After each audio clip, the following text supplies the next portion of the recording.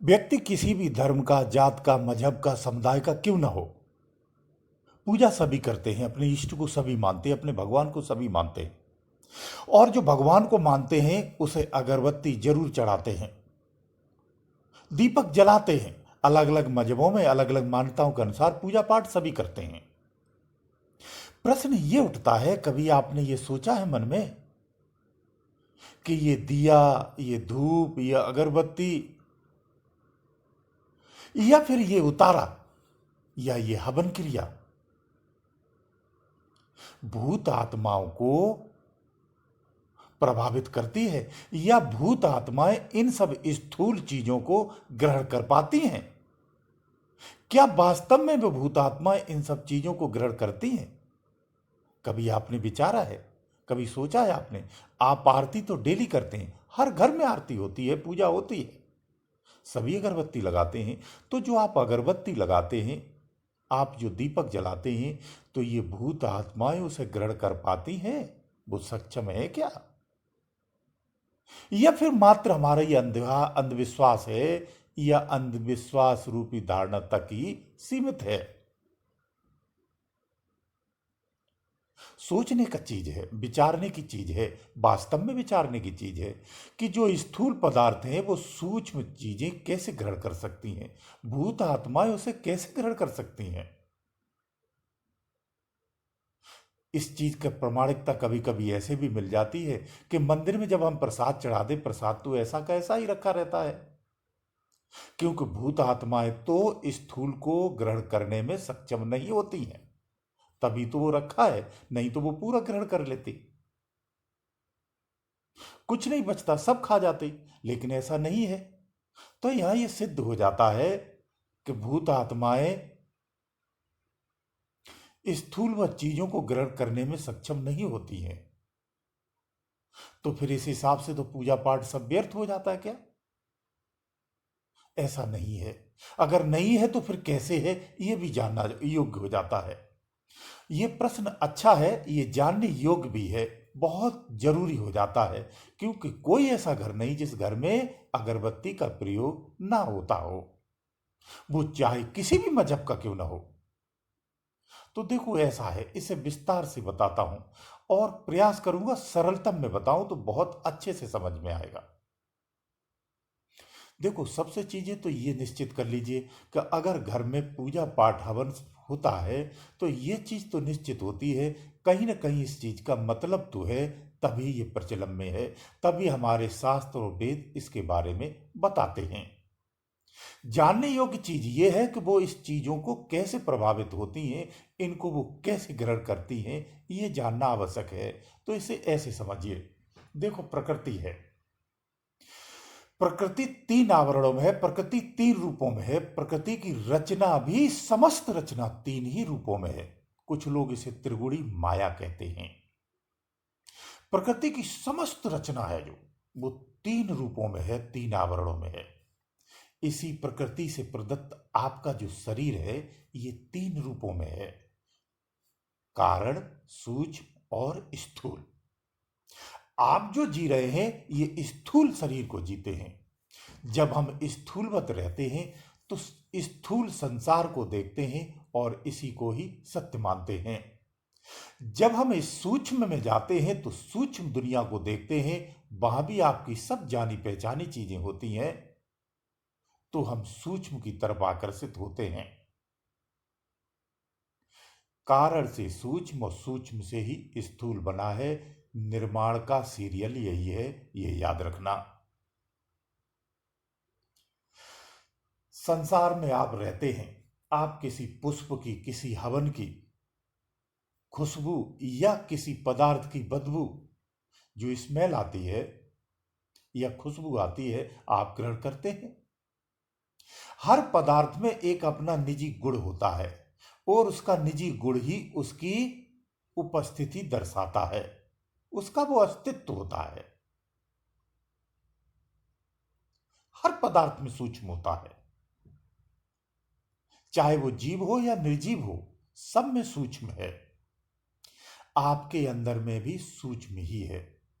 जो ये आप वाणी सुनते हैं, जो आप ये अध्ययन करते हैं, जो आप ये याद रखते हैं, जो आप प्लान करते हैं, जो आपके अंदर में याददाश्त है, आपको ये अपना ये पराया की धारणा है, जो ज्ञान की आपके अंदर में धारणा है, जितना आपने सीख रखा है, आपको जो कुछ भी जिंदगी में याद है, वो सब कहाँ है?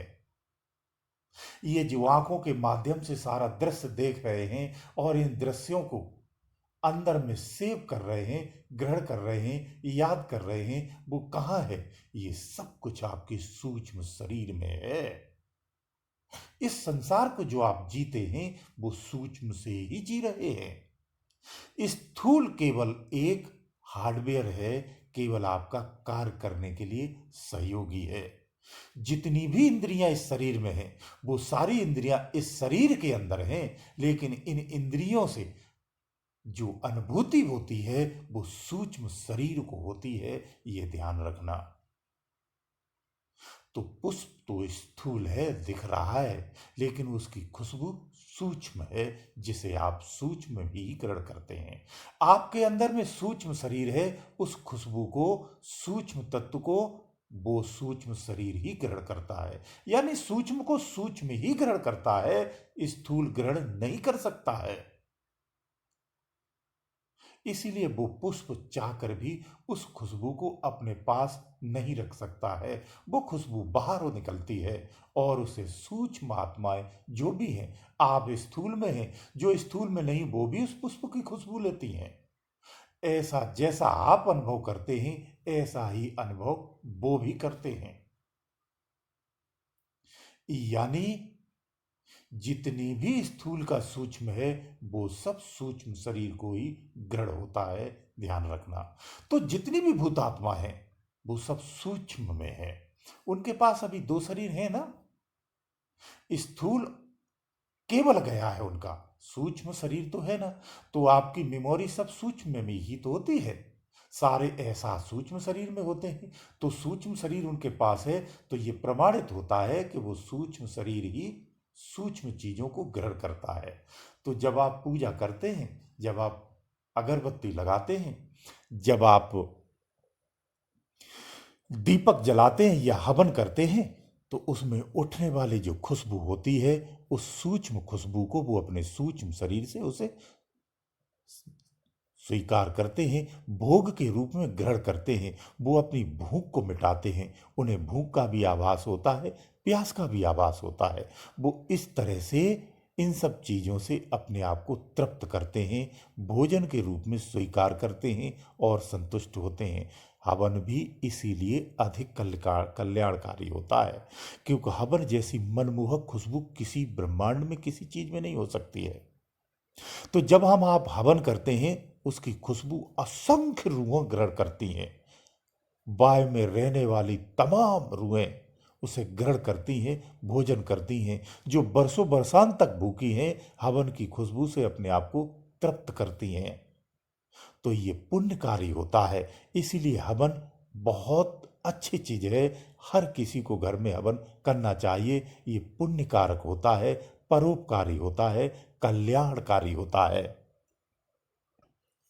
पूजा के वक्त आप जिन रूहों को आकर्षित करते हैं या उनके नाम से आप पूजा करते हैं, वो रूहें आकर्षित होती हैं, उनके अंश आकर्षित होते हैं, उनके गण आकर्षित होते हैं। उस पूजा में उसके सूक्ष्म तत्वों को ग्रहण करते हैं, आपको आशीर्वाद देते हैं, आपकी मनोकामनाएं पूरी करने का प्रयास करते हैं। भूत आत्माएं जो होती हैं वो संसार से आसक्त रहती, अधूरी इच्छाओं लेकर के मरती हैं। तो वो यही भटकती रहती हैं, वो दूसरे लोकों में नहीं जाती हैं। उसमें जिन्हें सब कुछ याद रहता है वो अपने स्थानों पर रह करके ही, अपने लोगों के शरीरों में रह करके ही निवास करती रहती हैं और यही भोगों को ग्रहण करती रहती हैं। वो दूसरे लोकों में नहीं जाती हैं। इसीलिए गीता में भी पितृ पूजा को वर्जित कहा गया है। कुछ आत्माएं ऐसी होती हैं जिन्हें कुछ याद रहता है तो वो आसपास में ही भटकती रहती हैं। कुछ आत्माएं ऐसी होती हैं जिन्हें कुछ भी याद नहीं रहता है, लेकिन उन्हें आसक्ति बनी रहती है, आसक्ति नहीं मिटती है मृत्यु के बाद भी। ये जानने योग्य विषय है। वो आसक्ति के कारण आसपास बेवजह ही घूमते रहते हैं और घरों में लोगों को परेशान भी करते रहते हैं। जिन्हें बिल्कुल याद नहीं रहता है वो पड़ोसी के मोहल्ले में या नगर में इधर उधर घूमते रहते हैं, गलियों में भ्रमण करते हैं। जिन्हें याद रहता है वो उसी घर में ही निवास करते हैं, लोगों के शरीरों में निवास करते हैं, वो अधिक प्रभावित करते हैं। इसीलिए शास्त्रों में भी पितृ दोषों को भी कहा गया है। वो जब शरीरों में रहते हैं वर्तमान पीढ़ी उन्हें भुला देती है, अवहेलना करती है और अपने अनुसार काम करती, उनके अनुसार होता नहीं है तो वो श्राप देते हैं, पीड़ित करते हैं। इसी को पितृदोष कहते हैं, जो शास्त्रों में प्रचलन है, कहा गया है। तो यहाँ ये साफ क्लियर हो जाता है, स्पष्ट हो जाता है कि भूत आत्माएं स्थूल को ग्रहण नहीं करती हैं, स्थूल में उपलब्ध सूक्ष्म को ग्रहण करती हैं। इसमें वो सक्षम होती हैं और उसी सूक्ष्म को प्राप्त करके ही प्रभावित भी होती हैं और आपकी मनो इच्छाओं को भी पूरा करती हैं। गुरुदेव दयालु।